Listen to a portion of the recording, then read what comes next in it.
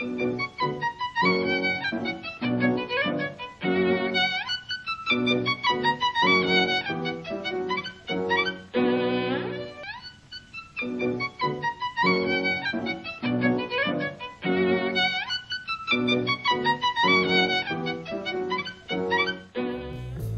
uma retrospectiva de 2012, reveja a entrevista com o escritor e ativista político Cesare Battisti. Assista a segunda e última parte do documentário sobre globalização. No quadro cultural, os músicos, poetas e artistas que passaram pelo nosso palco no ano de 2012. Essas e outras informações você confere no programa Nossa Luta de hoje.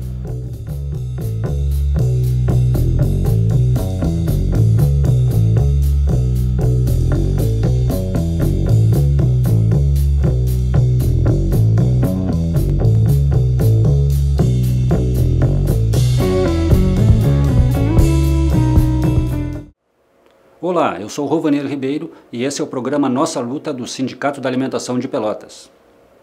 Em uma retrospectiva das entrevistas de 2012, vamos acompanhar uma entrevista feita por Lair de Matos com o escritor e ex-ativista italiano Cesare Battisti, que esteve em Pelotas no dia 21 de junho de 2012, a convite do Instituto Mário Alves, lançando sua nova obra literária. Acompanhe. O programa Nossa Luta de hoje entrevista o escritor italiano Cesare Battisti. Cesare Battisti está aqui no Brasil há alguns anos e teve negada a sua extradição pelo ex-presidente da República, Luiz Inácio Lula da Silva. Cesare Battisti foi um militante de esquerda na Itália na década de 70 e foi um perseguido político, tal qual também foram a nossa atual presidenta e o ex-presidente Lula. Seja bem-vindo, boa noite, seja bem-vindo ao nosso programa, Sr. Cesare. Boa noite, obrigado pelo convite. O que levou o senhor a optar pela profissão ou pela atividade de escritor? Mas era a única maneira de continuar a luta, era poder usar outras armas, né?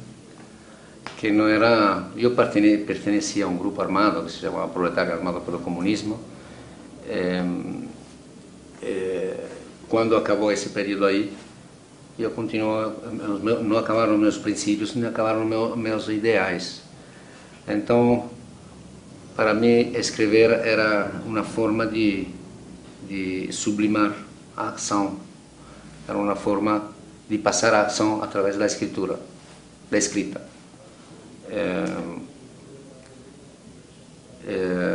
Me pareceu a coisa mais natural do mundo contar o que estava acontecendo, o que aconteceu, o que estava acontecendo com os companheiros de luta, não só italianos, mas do mundo inteiro, né? Porque esse período aí foi um período de luta que mexeu com o nosso mundo todo, desde a China até Berkeley, nos Estados Unidos, Paris. E na Itália, o 68 durou quase 15 anos, né? Foram 15 anos de luta, de armas, de sangue, de torturas, de repressão, de detenções arbitrárias. E muitos presos políticos, milhares de presos políticos que ainda hoje estão, alguns deles, nas prisões italianas. Ainda presos? Ainda presos. Sim. Eu vi o programa da Rádio Com, no qual o senhor deu uma entrevista, e o senhor se disse influenciado por escritores brasileiros também. Ou seja que influenciado, claro que sim, influenciado. Eu tenho uma influência de escritor. Eu comecei a escrever o meu primeiro livro quando era refugiado no México. Então, esse livro, quando voltei para a França, protegido pela doutrina Mitterrand, o ex-presidente François Mitterrand, que deu refúgio a quase mais de 1000 refugiados italianos nessa época. Voltei para lá, eu mesmo traduzi esse livro para o italiano, depois foi traduzido para o francês. Mas eu tinha vivido já quase 10 anos no México, né? Viajei uma parte da América do Sul também. Eu tinha uma influência muito forte do povo latino-americano, da literatura latino-americana, simplesmente porque eu comecei a escrever, eu comecei a pensar como escritor aqui nesse continente, né? Então, por exemplo, na França, quando eu escrevia, quando comecei a ser um pouco conhecido, logo todos os críticos, todo mundo falava que eu tinha essa influência aí, estava claro que eu tinha esse estilo híbrido, um europeu que escrevia como um latino-americano, né? Ou seja, essa mistura de romanticismo com fatalismo e esse realismo tipicamente latino-americano, né? Do dia a dia. Então isso fez pouco a pouco fui construindo esse estilo aí, foi o meu estilo, é o meu estilo ainda hoje. Minhas referências literárias são latino-americanas, né? Agora o Brasil foi um país, eu, como todo mundo, lia Jorge Amado, de repente descobri outros autores brasileiros, o que me pegou muito, que me influenciou muito, que ainda hoje é como uma montanha cultural, né, que caiu em cima de mim, é Graciliano Ramos, que eu nessa época não sabia que era tão famoso assim, nem sabia que tinha um filme, e eu caí por acaso sobre um livro deles, que é Vidas Secas, né?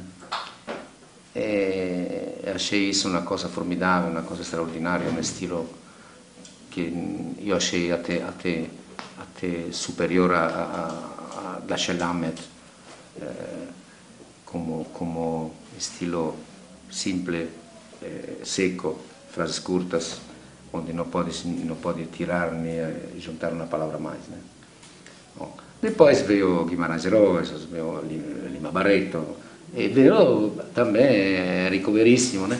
Graças ao qual eu conheci a história desse estado, como por exemplo a presença de Garibaldi aqui.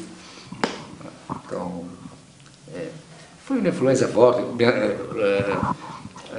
Machado de Assis, muitos mais. Então, eu estava me interessando muito pelo Brasil alguns anos antes que eu fui obrigado a fugir da França, né? Então me pareceu natural chegar aqui, até porque aqui tinha refugiados políticos italianos, aos quais o Supremo Tribunal Federal tinha negado a extradição. Me parecia natural chegar aqui. Tinha o Lula era já presidente. Dois anos antes, eu cheguei aqui em 2004, o Lula tomou o mandato em 2002, né? E o Brasil tinha mudado a imagem, né? O Lula mudou a imagem do Brasil. Eu acho que ninguém pode negar que o Lula foi um grande estadista, e é um grande estadista ainda, e que a imagem do Brasil mudou graças ao Lula, né? Então, me pareceu, não sei, até me pareceu a coisa mais óbvia do mundo vir para cá. A relação política-literatura, o senhor citou o senhor Jorge Amado primeiro, depois Graciliano Ramos, e Jorge Amado foi do Partido Comunista, Graciliano Ramos acho que foi também, Raquel de Queiroz, enfim, os grandes escritores brasileiros, ou talvez até a maioria dos grandes escritores brasileiros são muito bem posicionados politicamente. Como o senhor vê essa relação da política e a literatura? Um incentiva o outro? Quem incentiva quem nessa? Eu diria mais a política e a arte, né, em geral, a criação, né, a criação em geral.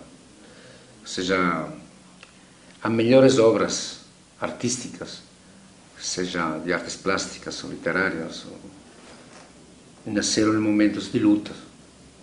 É a luta que faz que a pessoa desencadeia, faz que o talento saia, né? É nos momentos de lutas e de revolução que se deram as obras maiores nesse mundo. Então, me parece, não me surpreendeu. Eu não sabia que, por exemplo, Graciliano Ramos era comunista, nem sabia que foi preso, né? Porque depois as obras deles outras obras dele li depois, mas não me surpreendeu nada saber que ele era um revolucionário, né? Porque é na luta que se construi o melhor, que se dá o melhor de si mesmo, é na luta que se construi, que se faz a arte, porque a luta é arte, a revolução é arte, porque é um sonho, e a arte é um sonho. Claro. O senhor está aqui hoje, vai lançar o seu último livro. Qual é esse livro e qual é a temática dele? Esse livro é um período, paradoxalmente, de paz. Estou preso, mas acabou o pesadelo da fuga. E com muito recuo volto a ser o escritor. Ou seja, eu esqueço completamente essa personagem inventada pela mídia, esse monstro terrorista, não sei o que, tudo isso que se inventou sem saber nada da realidade, porque isso foi, ou seja, a máquina mediática da mídia que participou disso, ou seja, não sabe nem o que é a ética profissional, né? Mas bom, isso é outra coisa. Então eu nunca me reconheci nessa personagem, não conheço essa personagem aí. Então eu na paz, entre aspas, da cadeia, da prisão, volto a ser um escritor. E aí eu quero conhecer o Brasil, porque eu, mesmo que passei 3 anos antes de ser preso aqui nesse país, eu não conhecia o Brasil, porque eu estava fugindo e a fuga é uma coisa terrível, a solidão absoluta, a dor, não tem comunicação com ninguém, você não pode viver com o povo. Eu vivo com o povo, eu me alimento do desejo, da esperança, do calor, da alegria do povo. Eu não podia viver com o povo porque eu, para alugar um apartamento, tinha que estar em lugares turísticos, porque era só por temporada, né? E não tinha como fazer um contrato. Então eu não conhecia o Brasil. Eu conhecia Copacabana, né? Conhecia o cartão postal, né, do Brasil. Eu conheci o Brasil na cadeia, pela voz dos presos. Então esse livro é um livro de amor sobre o Brasil, de justiça e de injustiça também, que as duas coisas vão juntos. E o fio condutor desse livro é o amor, é a esperança, é a liberdade, é o sonho, porque um preso tem uma noção da liberdade tão exagerada que quando se expressa, perdão, o faz de peito aberto, com sentimentos e emoções tais que, se você consegue dar um fio condutor a tudo isso aí, você pode ter uma tempestade de sentimento, de emoções, né? Pode conhecer coisas que nunca poderia conhecer na rua. Pode ter uma ideia, uma imagem muito forte, tão forte que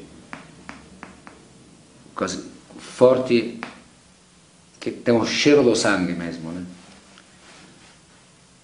E a verdade é que quando eu saí da cadeia, conheci na prisão, foi exatamente o que eu encontrei na rua. É esse mesmo Brasil aí, generoso, alegre, e que enfrenta a vida difícil e dura com uma filosofia que faz inveja a muitos outros países, né? Então o senhor gostou do nosso país, do nosso povo, vai ficar aqui com nós? Vou mesmo. Vou mesmo. Ninguém vai me tirar daqui. Eu não sei até quando, mas por agora estou aqui, vou ter muita coisa para fazer aqui. Ai caramba, eu gosto desse país, gosto da gente daqui. Não pode dizer que gosta do país, porque quem faz o país? É o povo, né?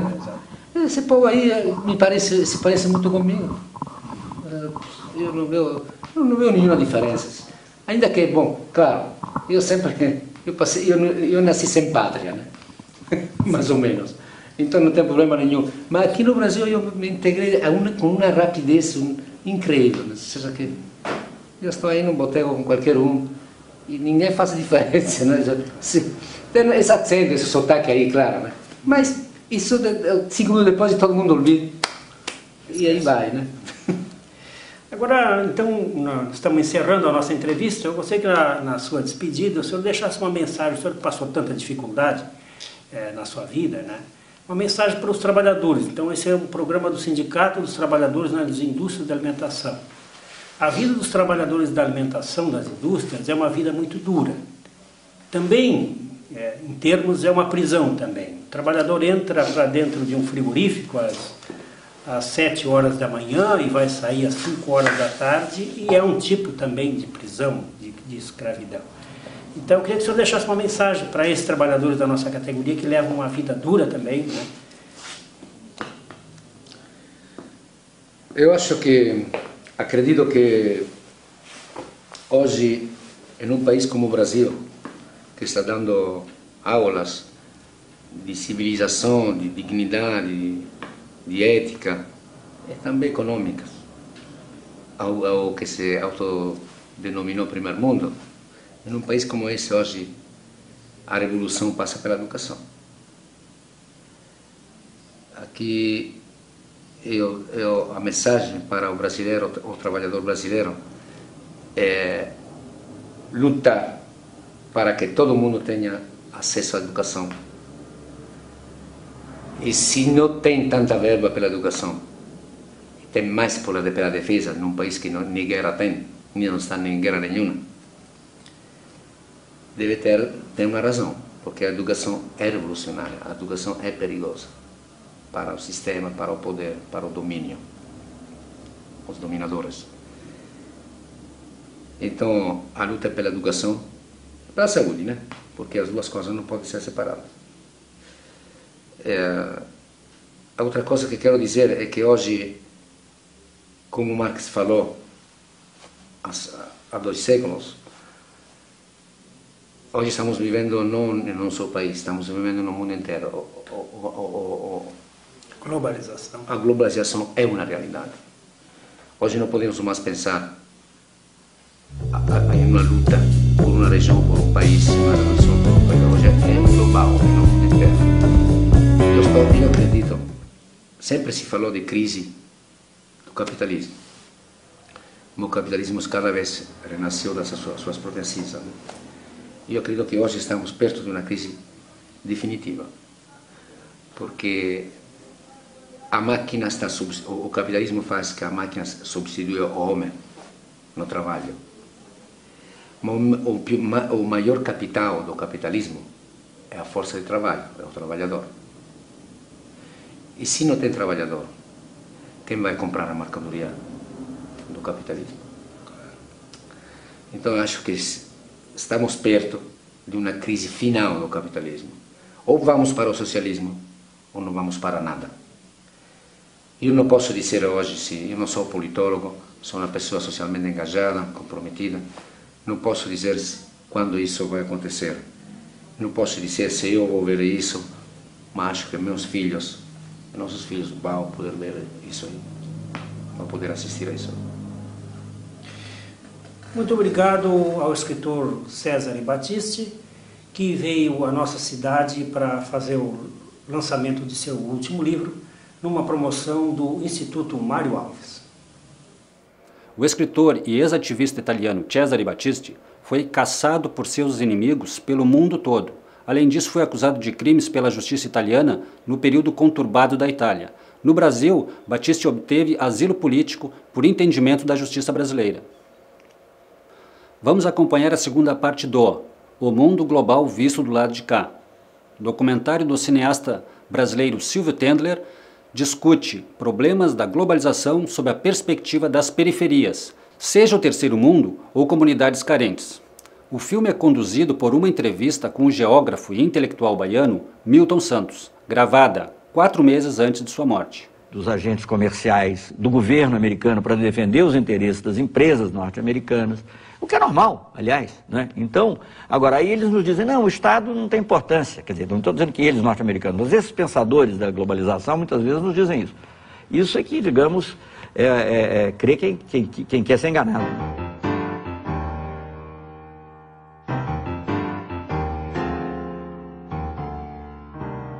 O que nós estamos estudando aqui é, sobretudo, essa relação entre globalização, isto é, o grande dinheiro, a grande informação, e o território. O território como matriz da vida social, econômica e política. A Boeing, maior montadora de aviões do mundo, é bom exemplo do fornecimento em rede planetária. O modelo 777 recebe componentes de 322 fornecedores em 38 países. E suas 3 milhões de peças, do rebite à turbina, são fabricados por 1.700 intermediários em 37 nações. De onde prosseguem para Everett, onde a Boeing tem o maior edifício industrial do mundo. Na montagem final, a Austrália fornece os lemes de direção e profundidade. O Canadá, a parte posterior das asas. O Reino Unido, os computadores primários de voo. O Japão, os lavatórios. E a Embraer do Brasil, uma peça do leme vertical. As grandes empresas são esse centro frouxo do mundo e que, escapando ao controle dos estados e que se distanciando de uma relação mais obrigatória com os territórios, acaba por lhes permitir uma ação sem responsabilidade. As grandes empresas não têm responsabilidade social, não têm responsabilidade moral sobre tudo, e é por isso que desorganizam os territórios, tanto socialmente como moralmente.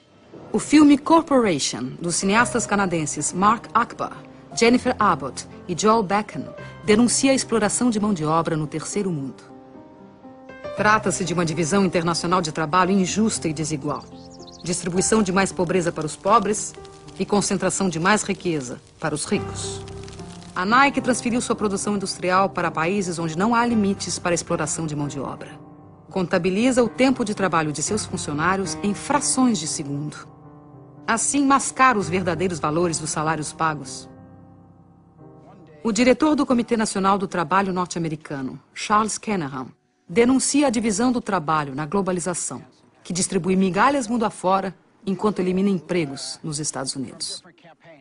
To make this stuff concrete as possible, we purchase all of the products from the factories that we're talking about. This shirt sells for $14.99, and the women who made the shirt got paid 3 cents. Liz Claiborne jackets made in El Salvador.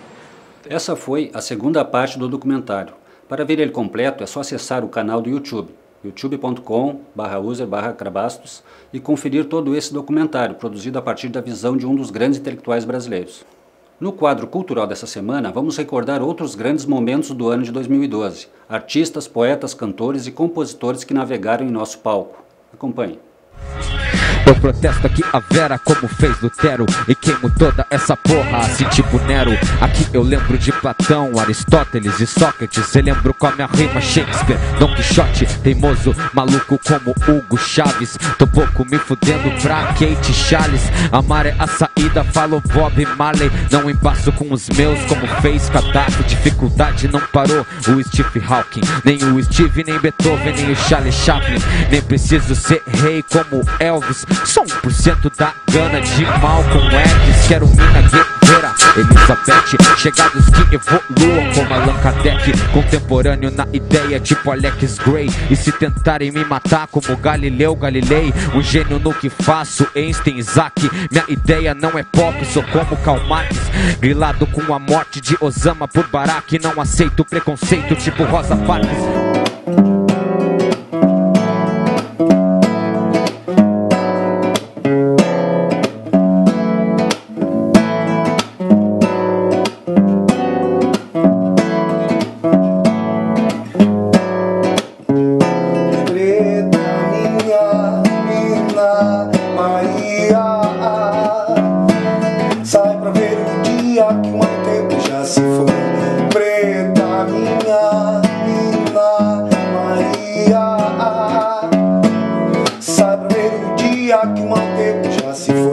Maria, sai pra ver o dia que o mau tempo já se foi. É hora de levantar. Preta Maria, sai pra ver o dia que o mau tempo já se foi. É hora de levantar.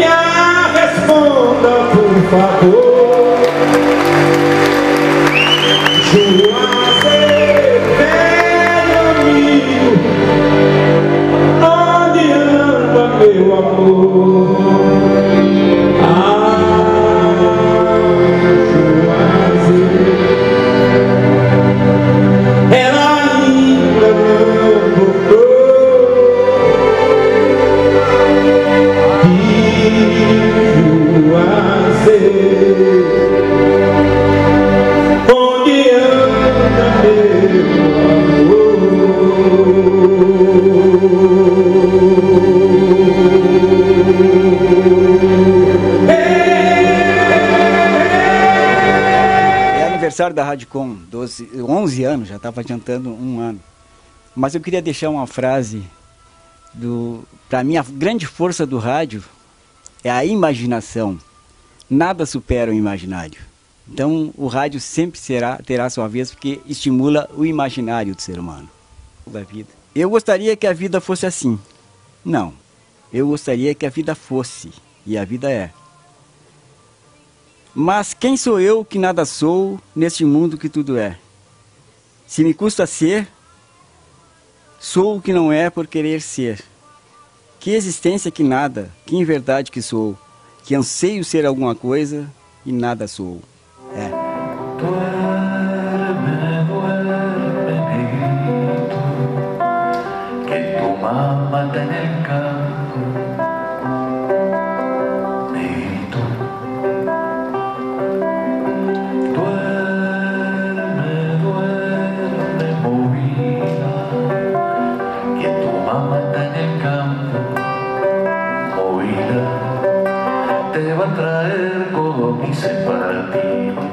Te va a traer rica fruta para ti, te va a traer carne de cerdo para ti, te va a traer muchas cosas para ti. Y si negro no se duerme, viene el diablo blanco y ¡zas! Le come la patita chaca.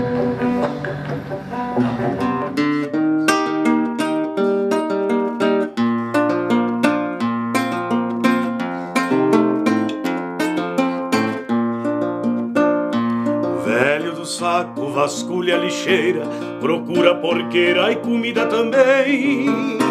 Pois na mesa que tem o que sobra é resto, e na mesa que falta a sobra vai bem.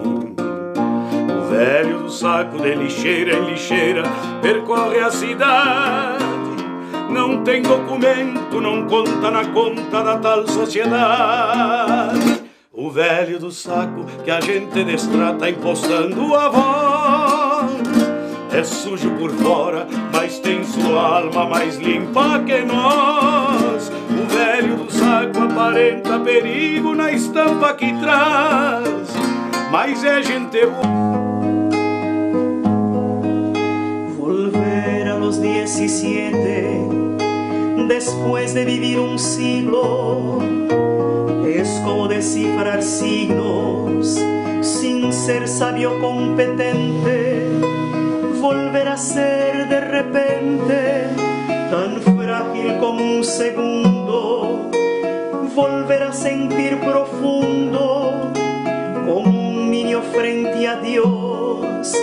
Eso es lo que siento yo en este instante fecundo. Se va enredando, enredando, como en el muro la hiedra, y va brotando, brotando, como el músico. Esse foi o programa Nossa Luta, apresentado pelo Sindicato da Alimentação. Para acompanhar esses e outros programas, acesse no YouTube, coloque lá nossaluta1.tv. Nós voltamos semana que vem. O Sindicato da Alimentação de Pelotas deseja a todos um ótimo 2013 com muita saúde e paz. Cuando el de ustedes avanza, el arco de las alianzas ha penetrado en mi nido con todo su colorido, se ha paseado por mis venas y hasta la dura cadena con que nos ata el destino. Es como un diamante fino que alumbra mi alma serena.